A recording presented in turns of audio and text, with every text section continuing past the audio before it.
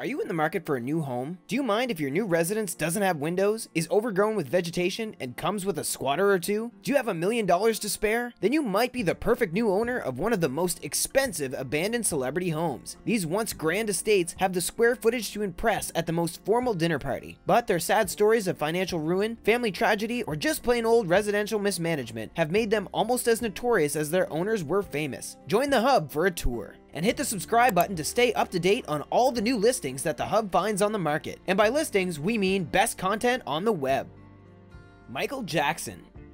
You've got to be a smooth criminal if you want the thriller of breaking into the King of Pop's Neverland Ranch. Renamed Sycamore Valley, Michael Jackson's former getaway has lay empty since its owner's tragic death in 2009. Originally on sale for $100 million, the 2,700-acre resort-style estate has a lake, a barn, a pool, a 50-person cinema, and a train station inspired by the Magic Kingdom. Still, after gathering dust, the property's price tag was decreased to $67 million.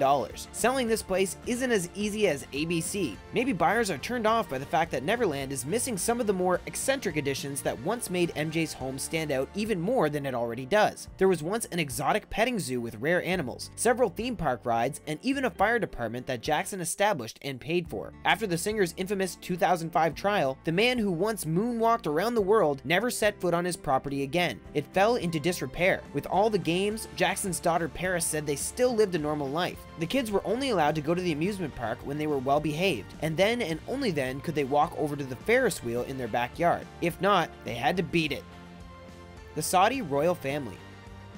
In London, there's a small neighborhood that doesn't even bother to hide its opulence. Named Billionaires Row, a stretch of 10 mansions stick out like eyesores. As the UK's second most expensive residential area, you'd be surprised to find these 10 empty palaces. They may be smaller than the castles belonging to Queen Elizabeth, but that's because they were merely intended to serve as hideaways for another nation's royalty. In the late 1980s and early 1990s, it's believed members of the Saudi royal family purchased these homes as their own kind of doomsday bunkers in the event their own home became engulfed in the kind of turmoil Saddam Hussein's Iraq was experiencing at the time. However, for the past 25 plus years, these mansions, worth an estimated £75 million, have gathered moss. With vines growing up steps and holes in the walls, floors, and ceiling, the only residents are the wild animals hiding in grand fireplaces and living in musty old furniture. Priceless chandeliers hang over the bare floors of unused ballrooms and reflect sunlight back onto tattered curtains. To get owners to either occupy or sell their homes, London's mayor, Boris Johnson, is pushing for a heavy increase on taxes, especially since the city faces a housing crisis for its less fortunate citizens. In the meantime, the Saudi Arabian billionaires could provide an entire season of episodes on a flip it or fix it type TV show.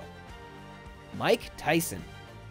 As much as he's become the crazy character from The Hangover, Mike Tyson isn't necessarily the first person you'd associate with a house of God, but he used to live in one. His abandoned mansion in Southington, Ohio, has been renovated by a new church in the area. The man who bit off part of the Evander Holyfield's ear has made a name for himself as a tough fighter inside the ring and a high roller outside of it. Struggling financially and filing for bankruptcy in 2003, Iron Mike couldn't afford to keep the 13,500 square foot mansion with its sprawling indoor pool, zebra print carpets, low-hanging chandeliers, and cages for his three $70,000 Bengal tigers. He sold it to businessman Paul Munya for $1.3 million, but he didn't move into the house. Munya never got the chance to occupy the mansion once he was arrested in an FBI sting. When Munya offered the mansion in exchange for a rare $20 million diamond to an undercover agent posing as an emissary from a high-up criminal, the entrepreneur was arrested on charges of money laundering. A health magnate purchased the mansion at auction, removed some of the tackier fixtures, and ultimately donated the property to a startup church.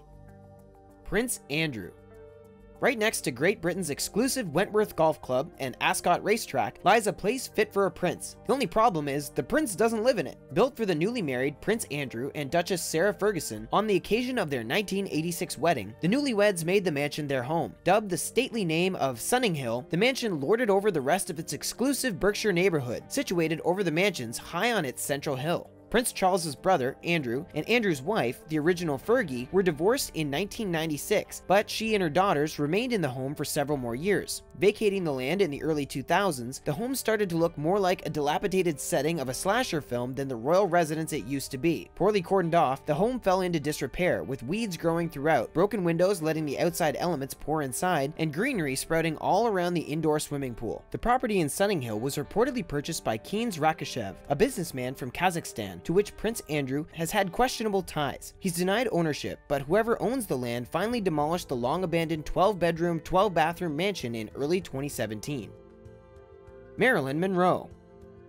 She starred in The 7-Year Itch, but it's hard to give buyers the itch to purchase her $6.9 million home in LA's Brentwood neighborhood. The last years of Marilyn Monroe's life were spent in this southwestern-styled bungalow, with white walls and a gate surrounding the modest property of the 2,624-foot home. This house is the last place in which Monroe lived. Occupied by Monroe and trusted maid Eunice, the stucco hacienda was the first residence the movie starlet owned outright. Sadly, she passed away there in 1962, only several months after moving in. Although several other owners have called this place home since Monroe's untimely death, the mini oasis has undergone few changes since Monroe's short stint at 5 Helena Drive over half a century ago. In a 1962 photo shoot for Time magazine, Monroe said, "Anybody who likes my house, I'm sure I'll get along with." Since subsequent owners liked the aesthetics enough to keep it as is, she probably would have made acquaintances with any of them. With its arched doorways, wood ceilings, terracotta floors, and blue tiles fireplace, Monroe would still feel at home in her private getaway. If you consider yourself a fan of one of the 20th century's most iconic faces, and happen to have $7 million lying around, you may want to consider buying this relic of old Hollywood. Huguette Clark. Huguette Clark may not be a household name, but this heiress is as close to royalty as an American can get. Her father's mining company allowed the family to rub elbows with Rockefellers and Carnegies. Though they weren't in the railroad business, all railroads led to the Clarks' greatest accomplishment, Las Vegas. Yes, founding one of the most popular tourist destinations in the world when it was just a small mining town is quite an accomplishment. While that led to Huguette purchasing 3 massive plots of land, she spent the last 20 years of her 104-year-old life in a hospital bed and wasn't able to enjoy the fruits of her family's success. One of these mansions is the immaculately kept Belas Guardo in Santa Barbara, California. A 1930s era chateau hanging over the Pacific, decorated pools in the courtyard reflect the murals on the surrounding walls. With all the same paintings and covered furniture as it was when she lived there, the house is as full as her life. She was on the Titanic's fateful trip and was living in New York during September 11th, but the real treasure lies in the carriage house, where there remains a 1933 Cadillac V16 limo and Chrysler Royal 8 convertible, both in mint condition. Vincente Minnelli.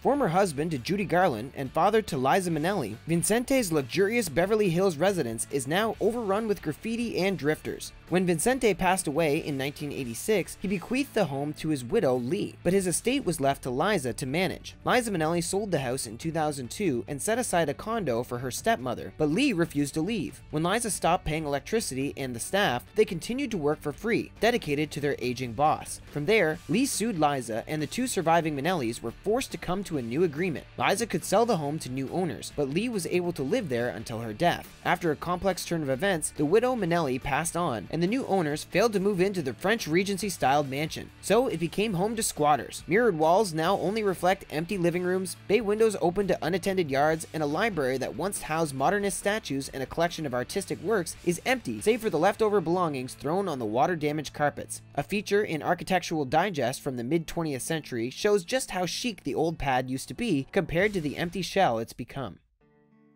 The Los Feliz Murder House. Fame is a fickle thing. Some people are rewarded with fame for their talent, others for luck, and a few for infamous deeds done along the way. The same can be said of houses. While this Los Feliz mansion boasts a grand 1925 Spanish style, it was the site of a brutal crime in 1959 that even the most skilled real estate agent couldn't gloss over. When physician Harold Perelson lost his mind over possible financial troubles, he took it out on those closest to him. While new owners have moved in, they reported that the trauma of the original crime hadn't left the house with its original inhabitants. Julian and Emily Enriquez purchased the house in the 1960s, but it was left unattended after that time, and it seems it was vacated in a hurry with furniture and certain belongings left behind. According to an LA Times piece on the house from 2009, one peek through the window could reveal a fading living room with a classic 1950s era TV set and even still wrapped Christmas presents set aside on a table. With a great hall-styled entryway, ballroom, and study, this murder house just needs a conservatory, and it's the house from Clue. The SOWDEN House.